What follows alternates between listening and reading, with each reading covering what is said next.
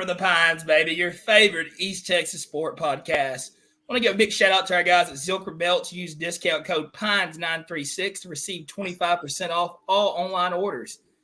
Tonight, we welcome head coach of Lufkin Panthers, John Cobb, starting shortstop Cooper Knight, San Angelo State signing.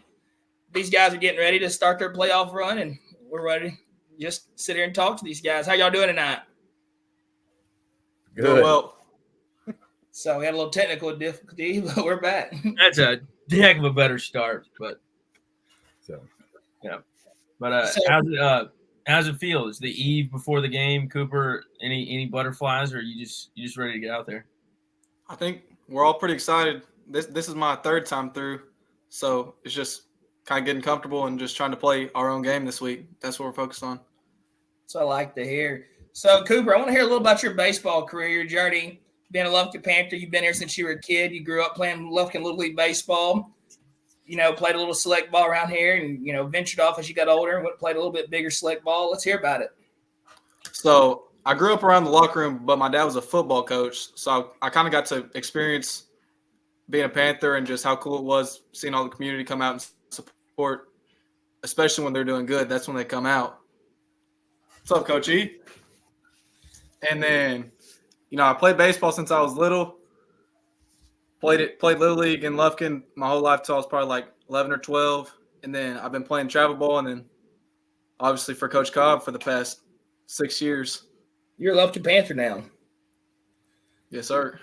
So I want to ask you a question. Do you remember 2009, Lufkin's playing against El Paso Socorro, Dell Diamond Stadium? Me and you are walking around. You're probably 4 or 5. Yelling, "Go JP, go JB Clifton." No, I think DeJesus was on the mound that last game, wasn't it? Yeah, but then JP came in. So I remember DeJesus hits a walk-off against Pearland. Was that Pearland? Yes. He pitched that game too, didn't he? Oh, he did. Greening pitched. Chase Greening. I know Greening pitched, but who closed it? JP closed the semifinal game. Yeah, JP closed it. But that's probably one of the best baseball environments you can be in. Your hometown is playing for a state championship. And, my brother was on the team. I know Cole's brothers out there were young. We're there to support. And, that team from El Paso, that was one of the most talented baseball teams. They were men. I want to see a birth certificate still to this day. Yeah, high school. I remember the catch that had the red mohawk. 19. They failed a couple grades like Jalen did, but we're not going to talk about that.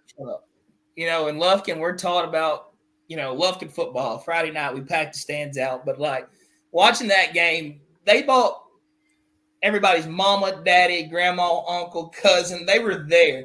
And they all had a horn, a bucket to beat on, a chicken to squeeze. That was one of the most electric crowds I've ever seen in a high school baseball game. There's nothing like postseason baseball. I mean, it's just because of the way the game is designed.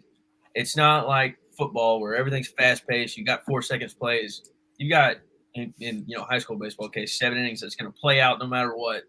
And it's usually on edge all the way till the end. Granted, one wasn't quite on edge till the end. They hit a lot of home runs that day.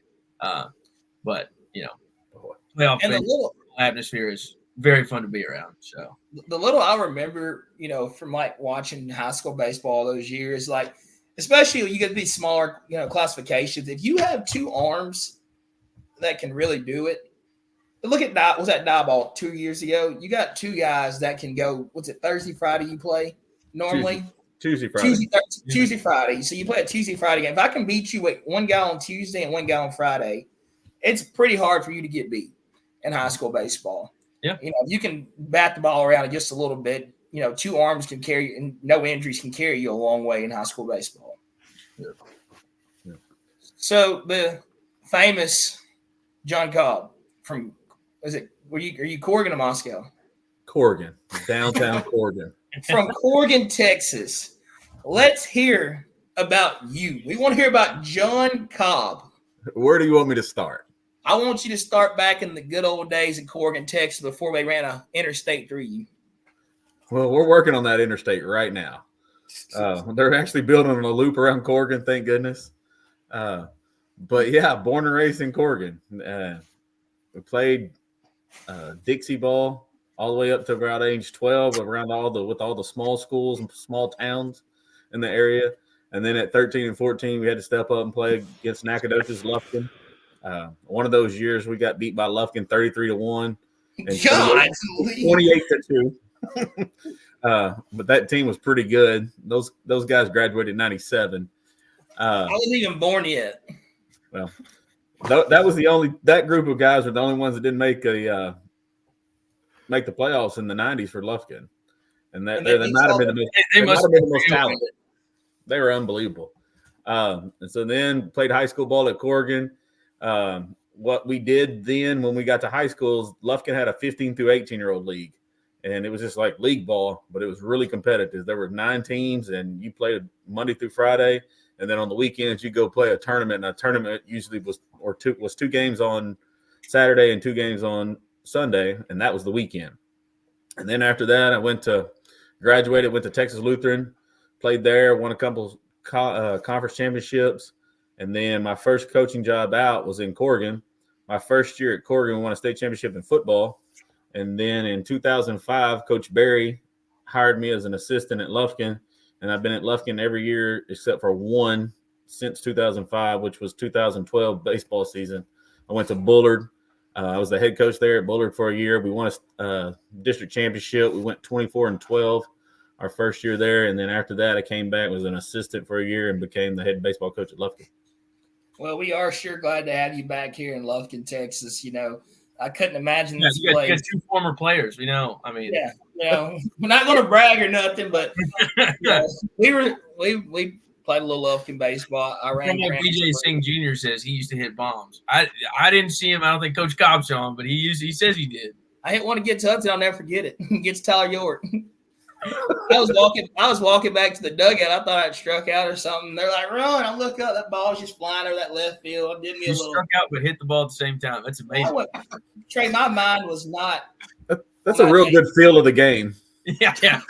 My mind was not on Lufkin baseball. My mind was on Friday, Saturday night. That's where my mind was, and mine was on playing golf. I spent a year on the sophomore JV team playing for Coach French. I think he's a junior. What position did you play? Yeah. Dude, I played everything. Left out, right side of the bench, left side of the bench, bookkeeper. The one time I did get to pitch though was against Dieball in Central Heights and gave up like 3 home runs in 2 innings. So that was cool. I threw 70 poo, and so it was great. It was great. I realized real quick that I'm a lot better at golf than this. So, did you? So I know me and you kind of have the same personality when it comes to things. When you gave up those home runs, were you laughing or were you doing the little crying?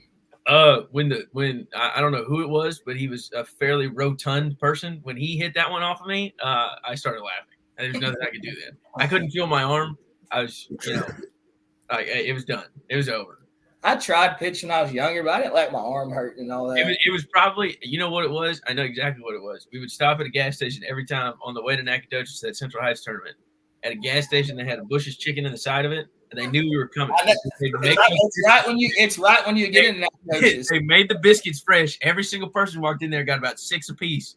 And ate half of them on the way to the game, ate half of them on the way back. You ate all 6 on the way there, and you shared. Shut up. I didn't say that. I said half of them.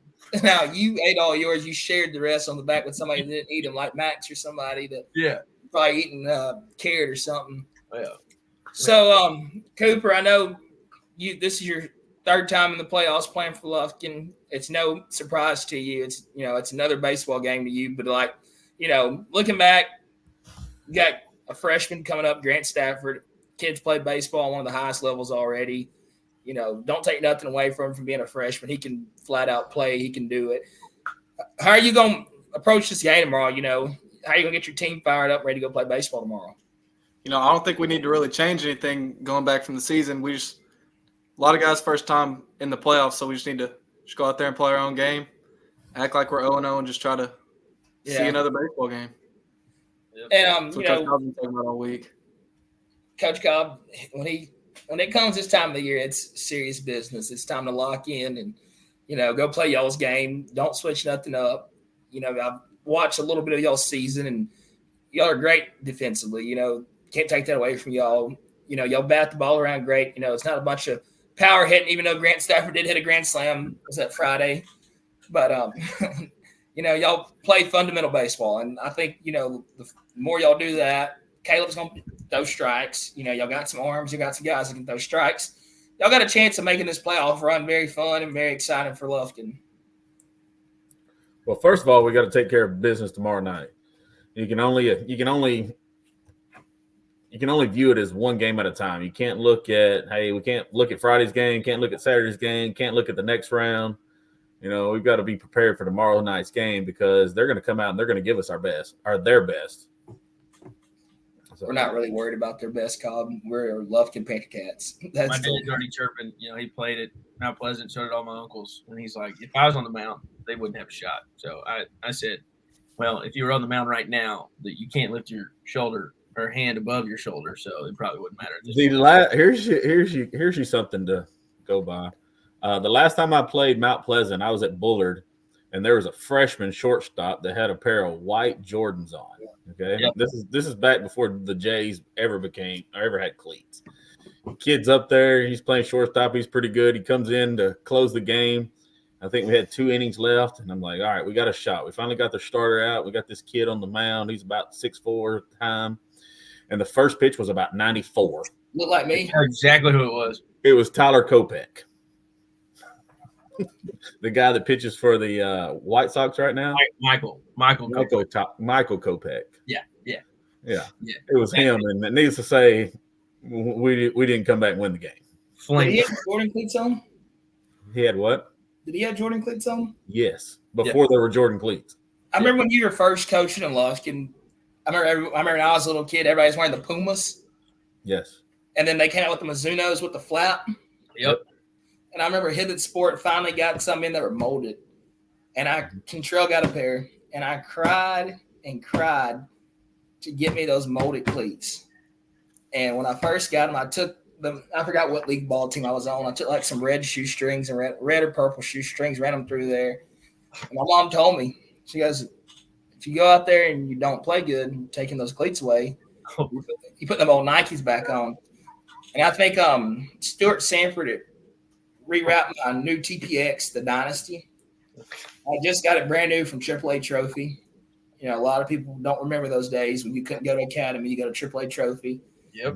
And somebody threw me my glove and triangle and I did like this and looked at it, and I didn't get to wear those cleats for a couple of days, and it, that was really hard. Good for your mom.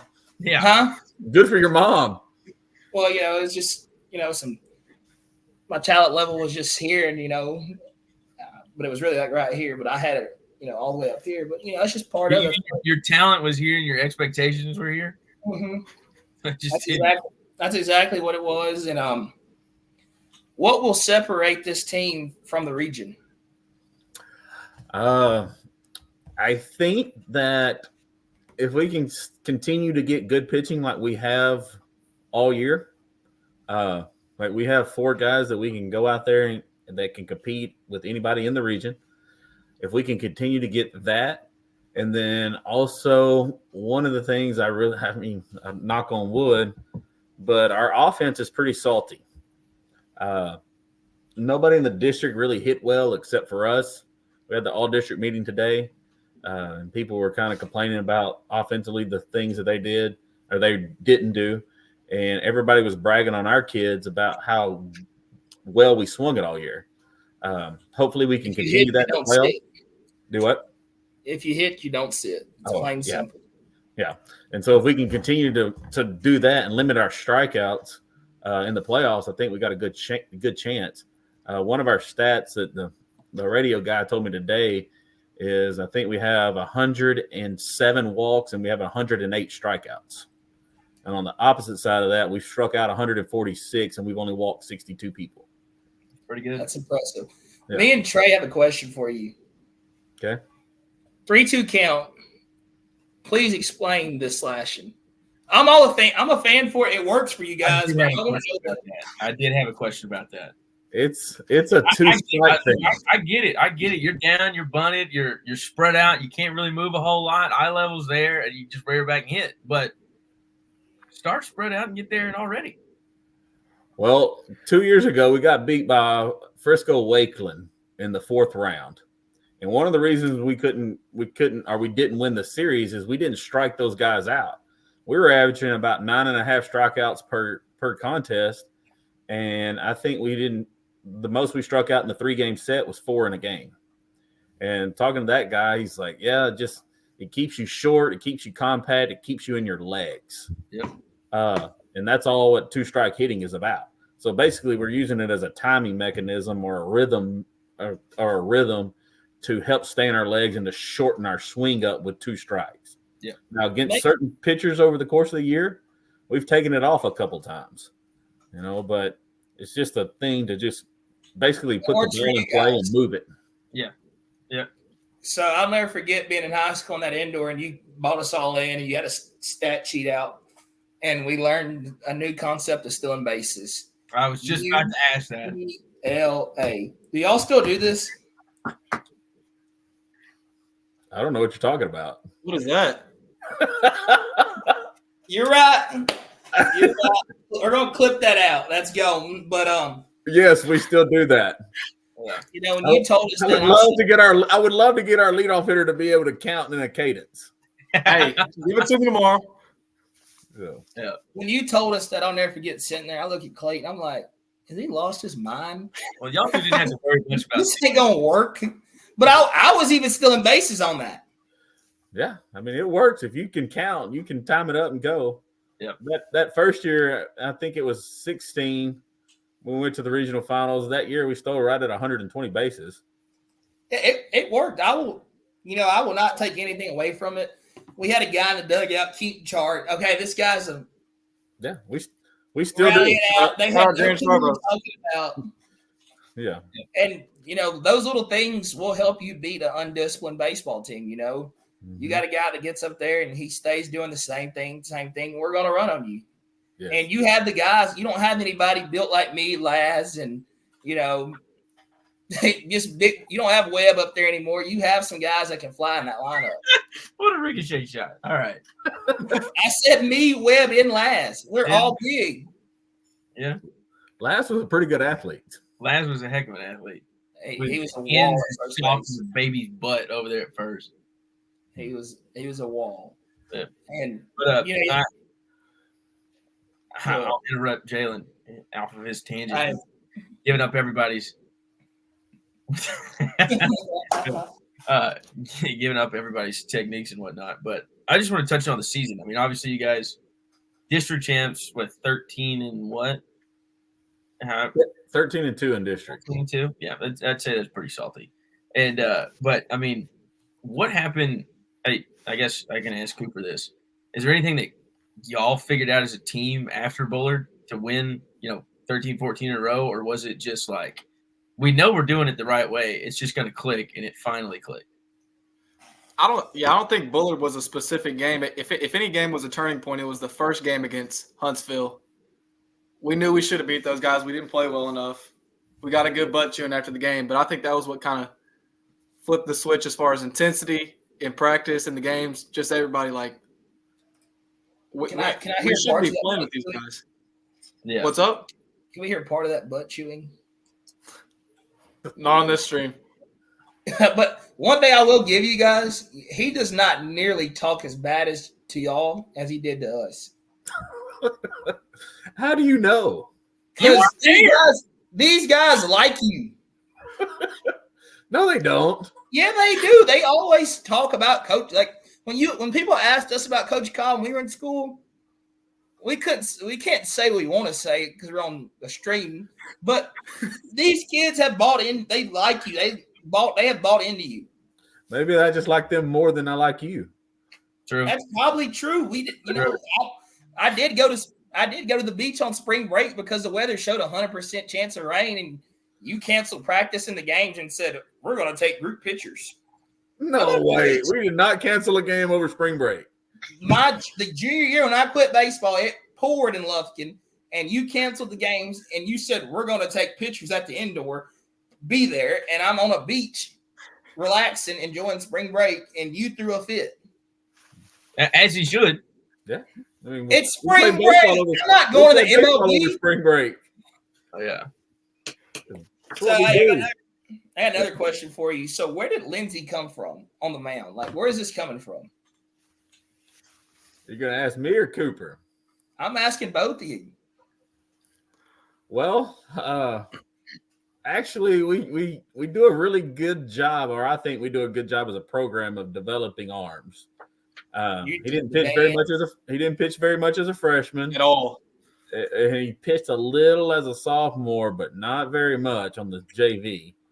And then as his junior year progressed, kind of starting in the fall of his junior year, he started getting better and better. And then this fall, about December, when we're doing all our chaos training stuff as we call it, he really excelled in all of that, and that kind of led to the spring and putting him where he's at right now. Yeah, from what I've heard and what I've seen, the kid can throw the baseball. He can spin it with the best of them. Yeah, he's got it. So you mentioned the 3 arms. You got 3 guys, which I don't know if it was this stream or the last one because Jalen 4. Yeah, 4. Yeah, Jalen didn't hit record. But who are those 4 guys? Well, we got Caleb Hillis, we got Cooper Knight, Austin Lindsey, and then Grant Stafford. We'll use him as a closer.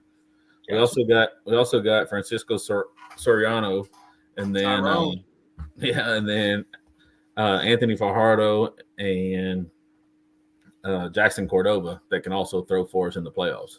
Gotcha. One thing while it's on the tip of my tongue, Cooper, I want you to talk to your teammates.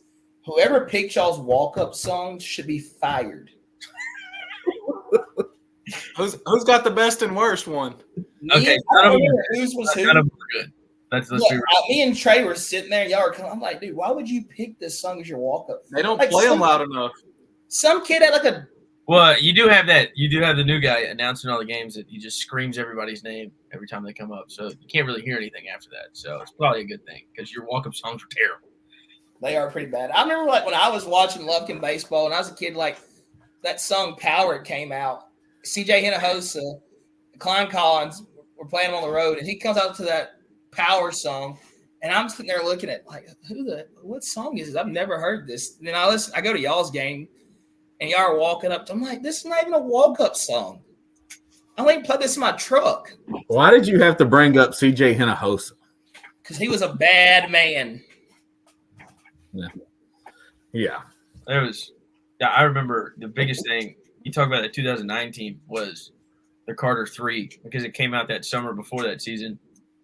I may or may not have been babysat by one of those baseball players who could rap pretty much cover to cover that entire album while I was 8 years old going to a private school here in Lufkin.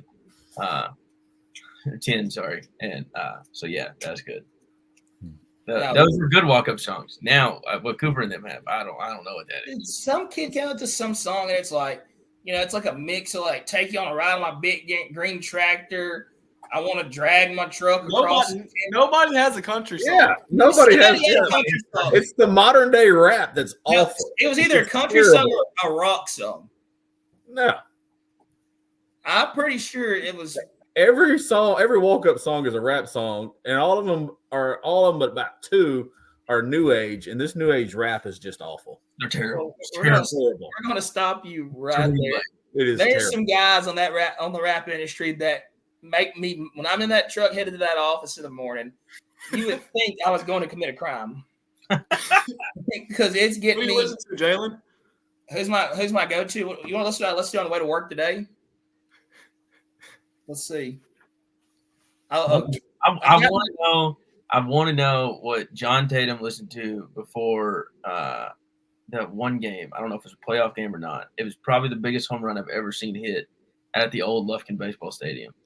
And he hit one to walk off the game over the flagpole in center field. Tatum. He hit a walk-off in round 1 against Klein Oak and New Caney. Yeah, I remember that. Caney over the center field wall. That one's still on YouTube. Yeah, I remember that. I was there. That was game 3 walk-off, and the guy who was the assistant at Klein Oak is now the coach at Concordia Lutheran and comes up here every year and talks about it. Still talks about it. I remember that.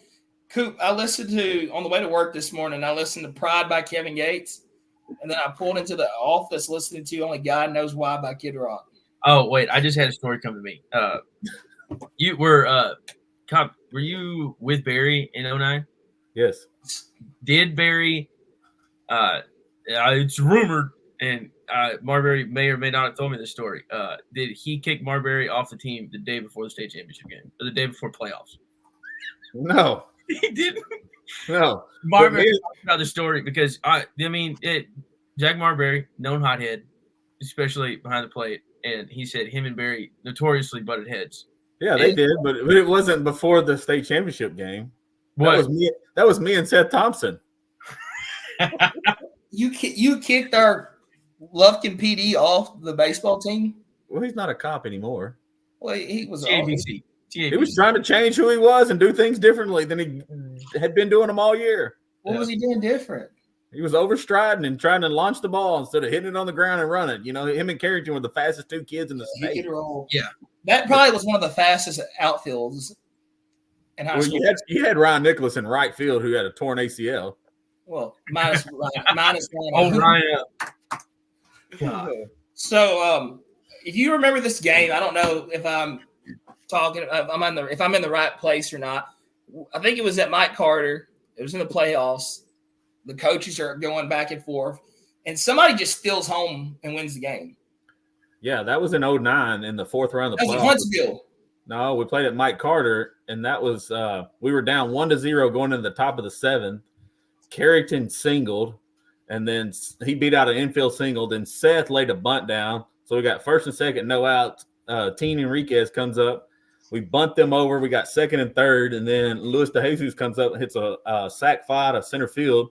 Carrington scored. Seth moves to third, and the catcher caught the ball on the relay and just started walking out away from home plate.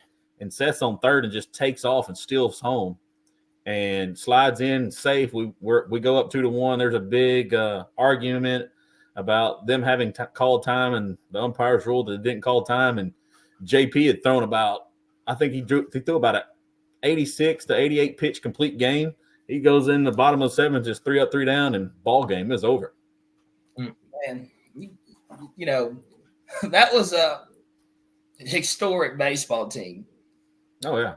Those guys, they could flat out from Teen Enriquez at shortstop. Who was at second base? Was it Colton Wynn. No, I thought somebody else was there. Colton Wynn. He was a sophomore.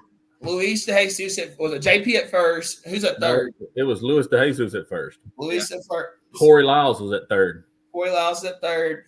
Sorrell, no. Marbury's behind the plate. Anthony center. Rhino's in right. Who's in left? Carrington Bynum was in left. Seth was in center. I had it all messed up. Chase is at number 1. Who's at number 2? Was it JP? All three of them were like the number ones that year. Yeah, you can't really put a number on either one of those guys. They all can go get the job done. Mm-hmm. I got a question for you. We had somebody text into the podcast, and Coach Eberlin, you need to ask Coach Cobb. I ran across the 2015 offseason video on YouTube, and do we still bring the same intensity? Well, offseason's changed a little bit since then because we have you got to hang from the bars. Yeah, that's part of it. But we practice. We practice every day now. I mean, starting from the first day of school because we have a field on campus and we have a turf field, so we're able to get on the field year round. And so we practice every day and we lift 3 days a week. We ran 5 days a week, lifted 5 days a week. Mm-hmm. We ran like we were on the cross country team. No, we ran sprints. I think I lost 35 pounds in baseball all season. You needed to. It's probably not hard when you're just laid up doing nothing eating McDonald's. That's what we used to do. Times have changed. But do we bring the intensity like that? Not quite. Not anymore. Where's it at? We're trying to get better on the baseball field and then trying to get stronger afterwards with our lifting. Are you still doing like the arm care program and all the little bands and the stretches? Are you still going out to the football field to see how far somebody can throw one of those dimple balls? Oh, yeah. Absolutely. Dimple balls? It's not dimple. Are they actual baseballs? Yeah. Oh. Who has anybody broken? Didn't Max have it in high school? No. Davis Powell had it. And I think Reed was 1 yard short of Davis Powell's record. Oh God. I got to make sure I let him know that. Yeah, I will let him know that. You just touched on Davis Powell, Reed Hensley. Who else is playing still? You got Nick Mosley. Nick You got Mosley. Sam Flores hitting the ball, the cover out the ball. Yep. Who are we missing? We got some other guys playing still. Charlie Deaton's playing in Arkansas. Babel Hinojosa just had Tommy John at Angelina. He's at Angelina. Hunter Dithworth's at Angelina. Yep. Spencer Alexander is at Angelina, pitching and playing a position. He's got a chance to be all conference this year. Yeah, he's doing real well. That's great. And Vincent. Yeah, Dylan Vincent's at Galveston. I haven't checked on him in about 3 or 4 weeks. He's doing pretty well. So, but when our kids leave us, they're prepared for the next level. You got Halen Green playing for the White Sox. Who else is still? Cumby's still playing, isn't he? I think Cumby got released last year. Okay, so Cumby's not playing. Is there anybody else still playing? I think at the moment it's only Halen. Yeah, I'm aware of. Pretty sure. Yeah. So we touch on back to Mount Pleasant. I'm looking at their schedule right now. They have lost some games, but they have played some guys. Oh yeah, that district's really tough. Yeah, anytime you play, Marshall has some guys for sure. I see Carthage on there, White House for sure. Hallsville is always going to play baseball. Your favorite team to play, Texas High? They're on there. I don't know what that is with you in Texas High, but I don't know. I know you played them at Morris Frank one year, and I can still see that changeup that Kobe threw. Yeah, dreams. Yeah, I'm in South Texas watching it on my phone and fire it up. Everybody's like, why do you care? I'm like, it's Lufkin baseball playing in the playoffs. Yep. Yeah. So, Mount Pleasant's just not going to be a pushover. They've played some good teams. Like you said, they got 3 arms that can go. I watched a little bit of them. I got most of my scouting report from Tyler Abney. 1 through 4, they can hit the ball. It's going to be some good baseball. Yeah, to be a 4 seed, or they're not your typical 4 seed with those arms and the top of their lineup. They're a tough matchup in the first round, no doubt. So I know you don't want to get to the next round, get ahead of yourselves, but who's all in our little region? Well, Hallsville and White House are 2 of the top ones in our region, and they're in that district over. Mount Pleasant just beat them 6-0.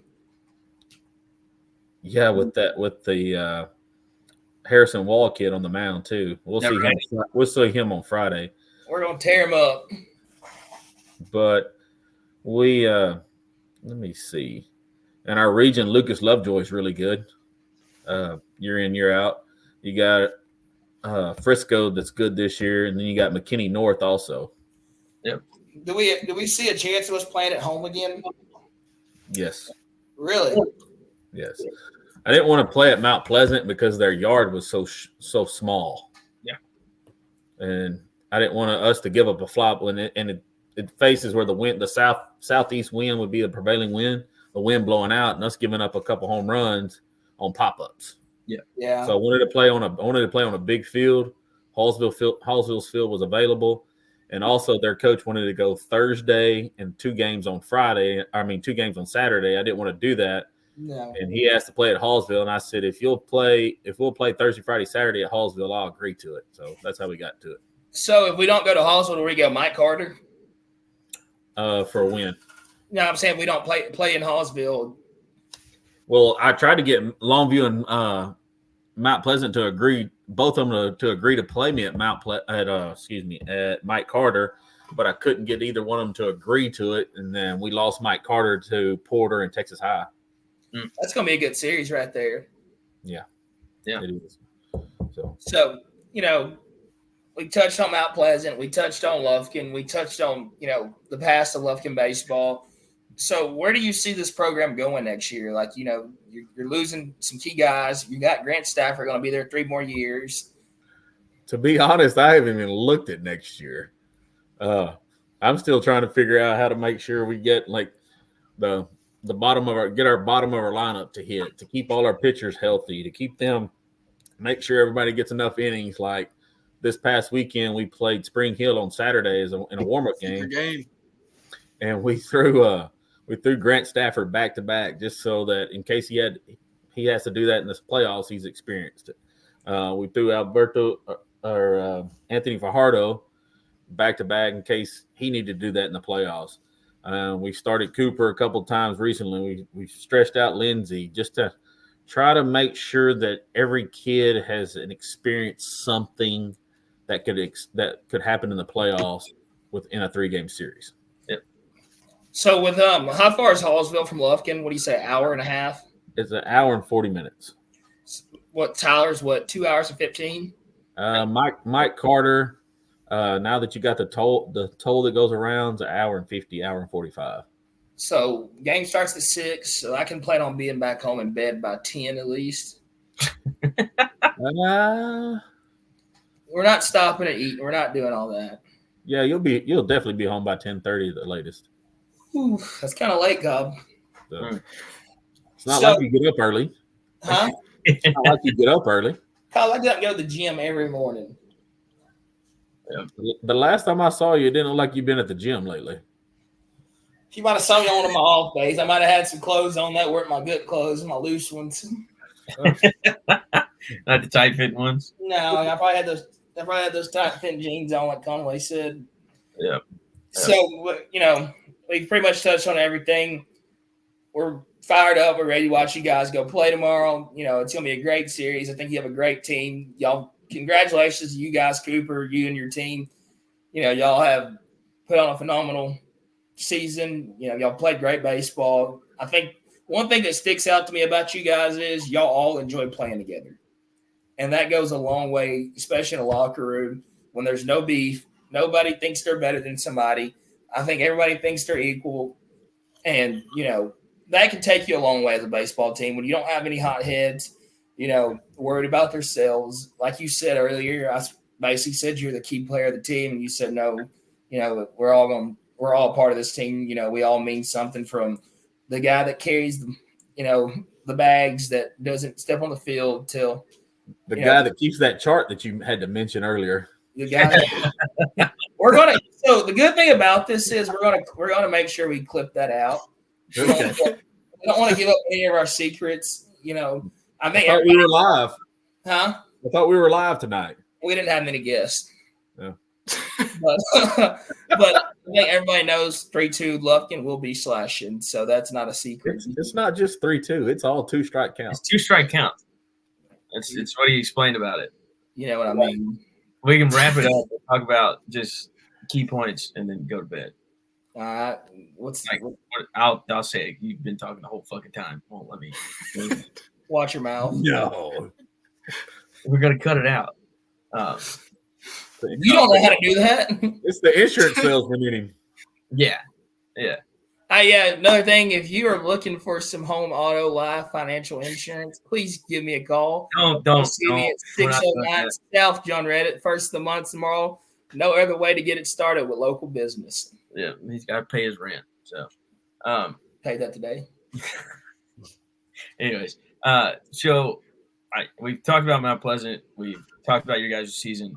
To wrap things up, give me a few things that I know Cobb just says, keep doing what we do and we'll take care of things. But, what do y'all do? It's pitching well, doing what are some, a couple key things you guys have to do tomorrow to feel confident that you guys are going to walk out of there the winner? You asking me or Cooper? Both of y'all. I'll let Cooper go first. Or you want me to go first? I'll first. Start. You can go. All right. Well, everything in baseball starts on the mound. All right. We got to be ready to go on the mound. We've got Caleb Hillis going tomorrow. We like our chances with him on the mound tomorrow in game 1. Well, Coop said he's got a sub-1 ERA? Yeah. So knock on wood. Pretty salty. So we won't talk very much stats, but we have a really good defense behind him, and those are the two most important things to get going. Another thing about this group that they've done very well all year is they've overcome bad things. And I think that goes to our good mantra that we have going. If you come to the field, you'll see I posted 45 neon signs that just said good around the field. Some of them are still up for the most part, but some of them are blown down. Did you do that, or did JC do that? No, I did that. JC tried to take some of them down, and we kind of got into it a little bit. But leave JC alone. I love JC. Funny story. We always talk about, hey, you're the person you're a combination of the 5 most people you hang around the most. And I'm preaching this to the kids, and I'm like, man, I wonder who I hang around the most. So I write it down, and JC's on my list of 5. Like, where's Lowry at? Huh? Where's Lowry at? He was in there, but JC was on my list of 5, and I was like, man, I'm hanging out with JC too much. So, but no, if we can do those things, everything starts on the mound, play good defense. The timely hitting will come with this group, but like I said, this group will overcome all the bad things that happens. I think that when in the win streak we showed that a lot, and in our couple of losses that we've had this year, we're able to bounce back from those losses and get going on the right track the next game. Cooper, you can add to that. Yeah, I think it just a lot of guys getting their first playoff experience, everybody being loose. I think it starts with that before the game, but also being focused in when we walk through those gates. Coach Cobb tells us that probably every day at our end of practice meeting about our focus walking in the gates, and then just trying to get on them early.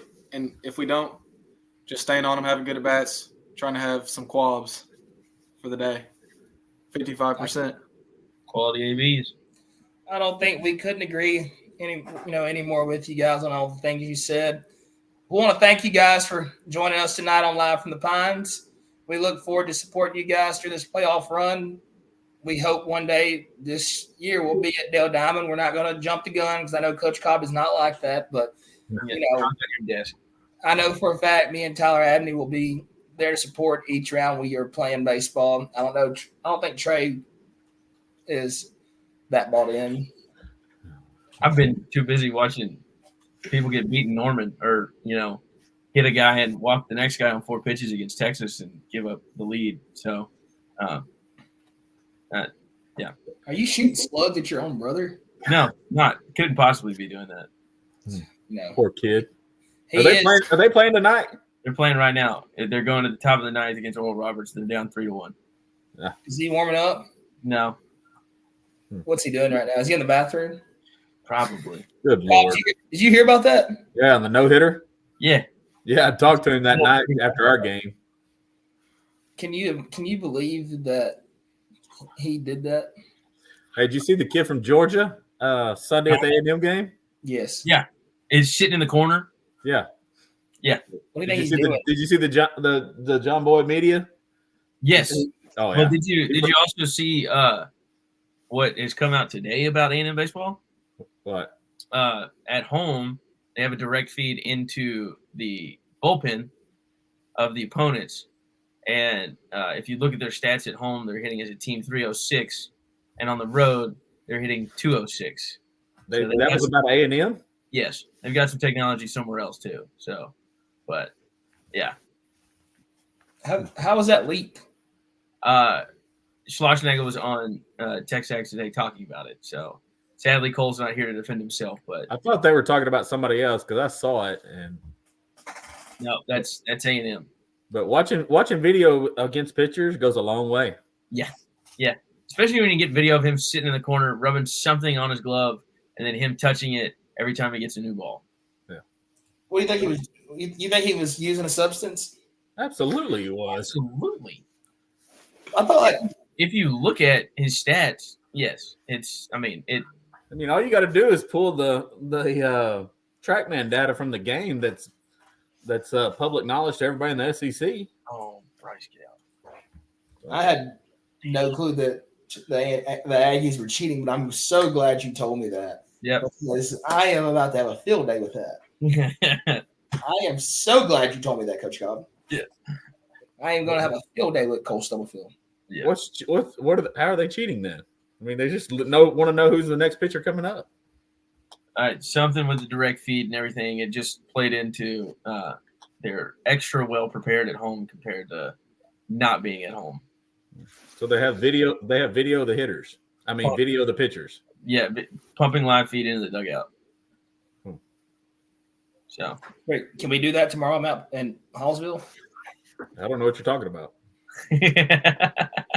Well, I know Cooper Knight needs to get some sleep. I'm sure you'll have him up early tomorrow doing some kind of arm treatment or something physical activity that I We would. just need to make sure we get the first period on time. Oh, We're going to Chick-fil-A tomorrow, Pods, and we're going to get to school whenever we get to school. And I'm not taking my headphones off all day. Okay. If that was me, I would probably be the kid. But we're not talking about the typical Wednesday at Joe Hancock's insurance agency. We're talking about Cooper going to class. Well, it's a new month tomorrow. Coach Cobb, you weren't in your first period this morning when I walked in. Because I was dealing with some stuff that I did not want to be dealing with, and some people I did not like. Well, I will for sure after we end this recording ask you to elaborate on that. But big shout out to you guys for coming on and supporting us. I know we've been off the air a little bit lately. We've been busy. Had rodeo last week. We didn't get to touch the Masters after the Masters, but we thank you guys for coming out and joining us tonight. I want to give a big shout out to Lufkin Panther Baseball. If you can, please get on the road and head to Hallsville tomorrow. Where can we watch everything and listen to everything? Is it? Do you have Twitter? Yeah. Then we'll post the feed in the morning. From the Lufkin Game Time app. Gotcha. I might just come to your house and watch it on your back porch instead of riding Tyler Avenue to Hallsville. Well, I won't be here. We can do that. I'm talking about Spoon's house. Yep. That's a long ride. The boys have got to see you there, Jalen. Yeah, You got a lot of listeners from the we team. might go live on the podcast during y'all's game tomorrow with the live feed up and tell you what we would have did right there. Well, hey, Friday night's game is at 7:00. You got plenty of time to get there after work. Plenty.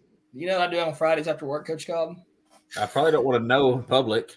I go home and I get my favorite blanket out. I actually left it at Jimmy Stanberry's camper this past week. I'm going to need to get that back. And I get on my couch and I watch Brooklyn Nine-Nine. I don't even know what that is. Please go check it out. Great show. You watch it, Coop?